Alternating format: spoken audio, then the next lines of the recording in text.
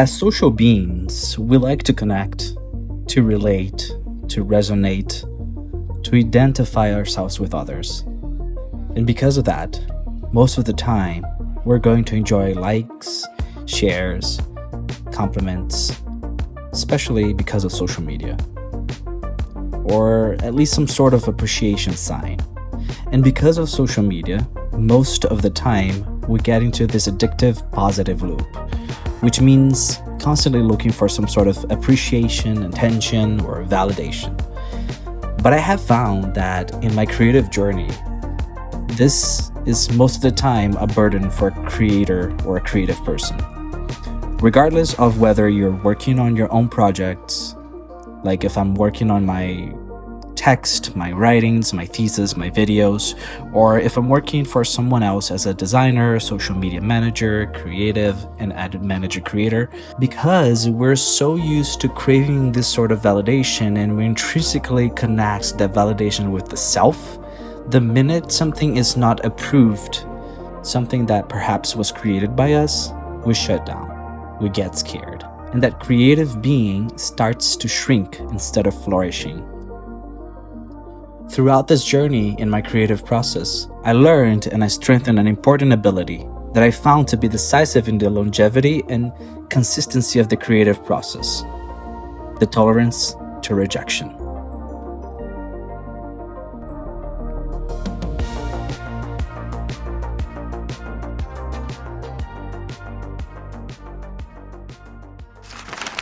Hi everyone, welcome back to another video of this channel. I am Drigo and this is the Drigoverse. I appreciate you coming back here. Just to give a little bit of context, if you're coming here for the first time, I am a part-time small creator who in this channel talk about creativity, ways to keep creative and keep up with the creative process as well. I try to motivate other small creators like me, and I like to discuss things based on my writing. So I'm a big defender that you should write for everything. I have even a video about this here, and all of my videos are essays based on strictly on the way I write or on a topic that I'm writing about. And besides being a content creator here, and this is going to be important for the video, I am also a full-time employer of a company that has nothing to do with content creation. And on the side, I have a side gig that I recently started as a marketing manager of another company, which there I work full on as creative director for their entire marketing system, which includes email design, advertisement strategies, advertisement creatives, social media management, creatives for social media as well, video editor. And on the side of the side, which is my personal project, I have this YouTube channel.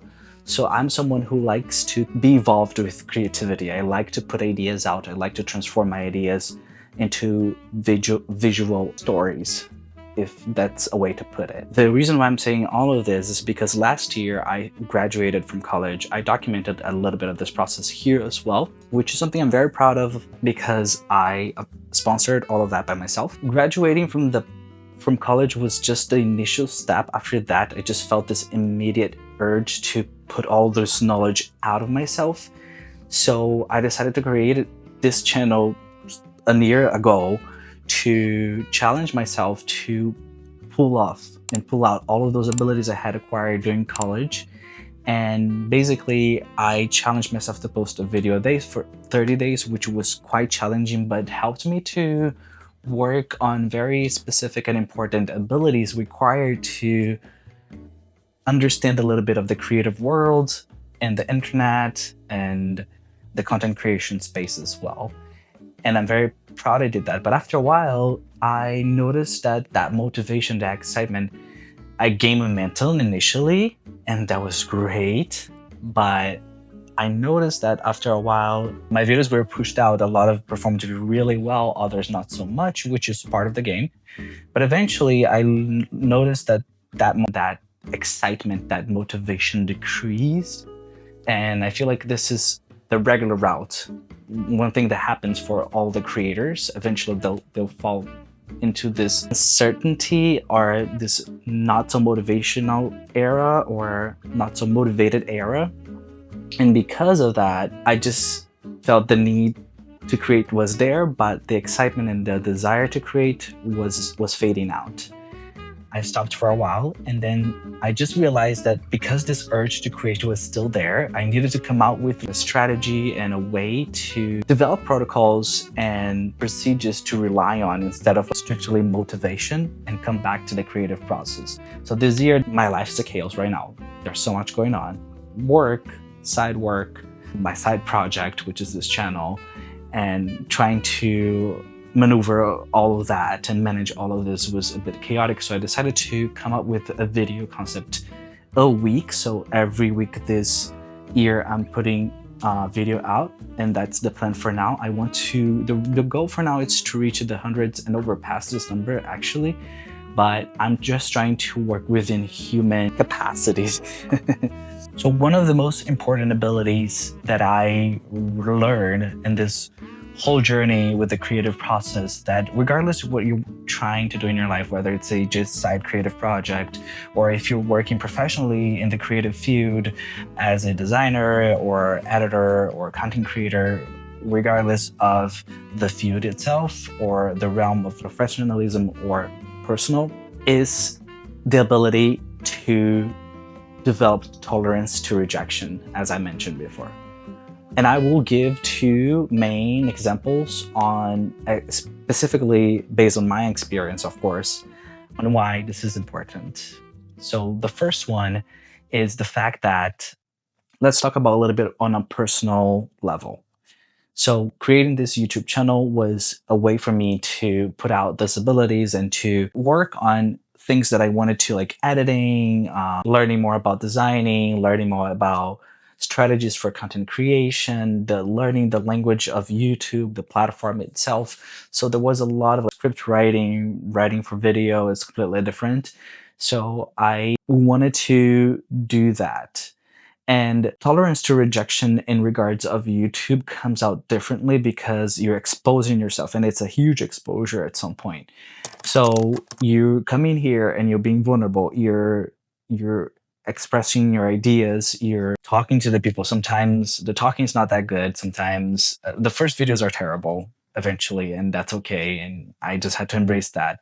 But that's an exposure. Until you get good, you have to learn how to expose yourself in a way that you will tolerate that you're not as pleasing and people are not going to like it and it's not going to be nice. And even when you get expert, or not that expert, but when you get into a level of comfort in front of the camera or editing and you learn a little bit more of your style, you realize that that tolerance needs to be still strengthened out, because it needs to get stronger, because you're constantly being watched. So people are here and they could definitely not like a video of you that you put out, that you dedicated so much of your time, so much of the little time that you had that you could be spending with your time, with your family, with your friends, and you use the time to dedicate for a video that didn't perform well because people didn't like it, or something about the video wasn't pleasing or wasn't good enough or didn't reach the right audience.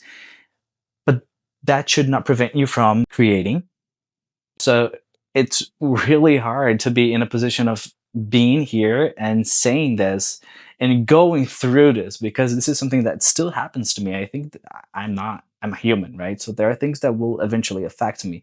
But to be in this platform or any other social platform that you're exposing yourself, it's to learn how to be tolerant to rejection and understand that this should not prevent you from keep creating.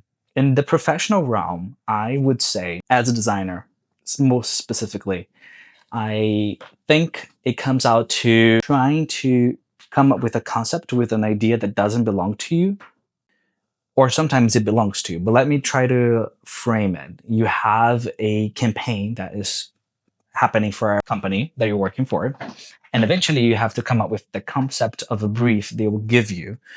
And it could be expressed in a video way, or a design way, or a graphic design way, or a website, or an email. So you have to not only bring that idea to life visually, but it's an idea that didn't come from you. So you have to materialize an idea from someone else. And that requires the rejection, the tolerance to rejection, in order to understand that you're going to put out a lot of versions of this concept of your vision of this idea that will not match what the director or the creative director or the person creating the concept intended to. So there are days and days that I'll work in a design piece or in a web design or in an email or in a video that I will come up with the video. I'll spend hours editing. I'll spend hours preparing the design and working on that so I can bring to my stakeholder and my manager and I'll be okay. How do you like this? Is this something that came out close to what you were expecting or intended? And there'll be a lot of tweaking, and most of the times those tweakings will require you to redo everything you had done already and spend hours of your day doing, which is very much frustrating.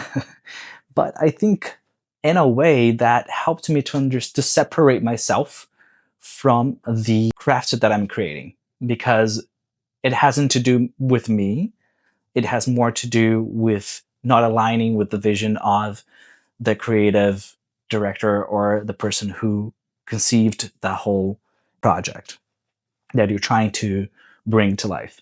So this requires a level of tolerance to rejection too. And a lot of people will be sensitive to that in a way that they'll bring that to them. They'll attach themselves directly with the craft, which I think that's the most dangerous thing someone could do, is to attach themselves, the self, intrinsically with the craft.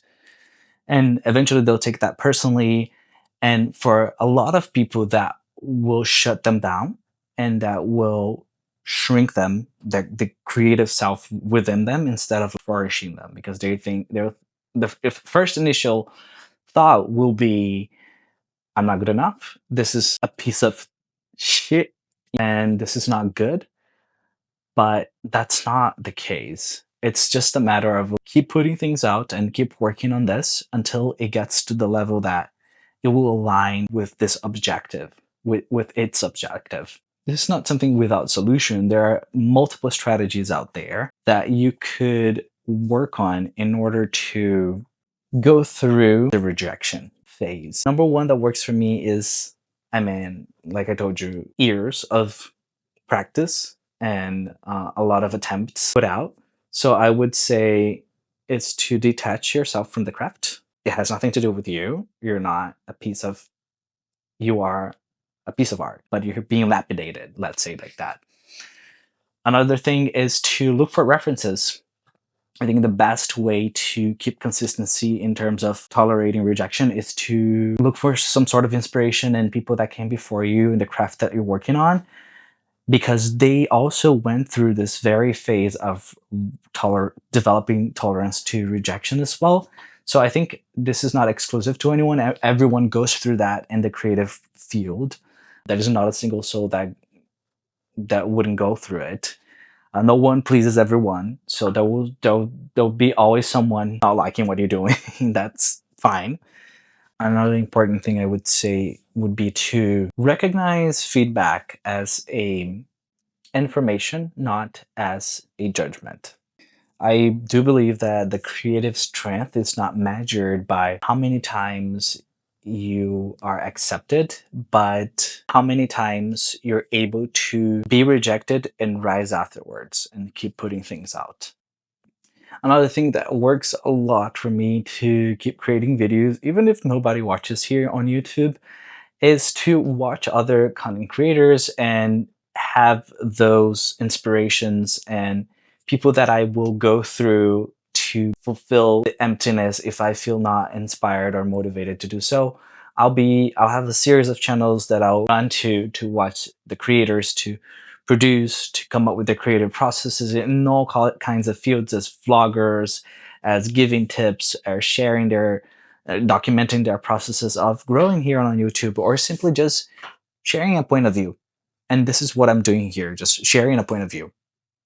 So I think this is one of the things that works the most for me, to get inspiration from other creators that are going through the same phases, that are going through the same things as I am. And I come here and I feel fed. in terms of tolerance. And if they were able to go through this for a long period of time and put out 900 videos and their first 100 videos were bad, I can do that as well. And I feel like that applies to everyone. Lastly, I would say I read a sentence and I even wrote it down, and I wanted to share that with you here because I think it was the sentence that this sentence that I read and I wrote down that inspired the whole concept of this video. So I'd like to just share that with you for a little bit. And it says, I don't know if you guys ever heard of Edwin Land. So Edwin Land, just to give a little bit of context, Edwin Land was a scientist and an inventor who was one of the co-founders of Polaroid, the Polaroids. And he basically helped craft and create multiple of the filters we use to this day. And he was an inventor, he was a creative person. And there's this text I was editing in Canva, which is one of the web softwares that I use in order to edit videos. And it's very popular, everyone knows Canvas. And when you're finishing editing and it's processing, the video is processing, at the end of it, while the video is processing, you see the bar loading, there is a sentence from a creative person while you wait. And I came across the sentence that says, an essential aspect of creativity is not being afraid to fail. And that's how I wanted to end this video.